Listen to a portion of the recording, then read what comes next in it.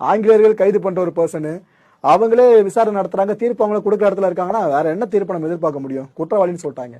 ஆனா நீங்க ஒன்று நினைக்கலாம், சரிப்பா மறுத்திருக்கலால கட்டபொம்மன் அவர் மீது குற்றச்சாட்டுகள் அப்படின்னு கேட்டீங்கன்னா எந்த குற்றச்சாட்டையும் மறுக்கவே இல்லை. அவரு கப்பம் கட்டலன்னு சொன்னாரா? ஆமா நான் சொன்னேன்னாரு. கலெக்டர் கூப்பிட்டோம், நீ வரமாட்டேன்னு சொன்ன நேர்ல. ஆமா நான் வரமாட்டேன்னு சொன்னேன். உன்னை தேடி துறைங்க வந்தோம், நீ அவங்கள மதிக்கல. ஆமா நான் மதிக்கல. இதெல்லாம் அவர் ஒத்துக்கிட்டே வந்தாருங்க. இந்த தூக்கு மேடை இருக்குல்ல, அது வரைக்கும் ஏறின அவரு உயிர் பிச்சை கேட்கவே இல்லை. அந்த தூக்கு கயிறை முத்தமிட்டு இருக்காரு. தூக்கு மேடையில தூக்கு கயிறை முத்தமிட்டு ஒரு வீர உரையை நிகழ்த்தியிருக்காரு. என்ன சொன்னார்னா, அப்போ என்னோட தாய்மண்ணை காக்க வெள்ளை தோள்களுக்கு எதிராக பாளையக்காரர்களை திரட்டின, போர் நடத்தின.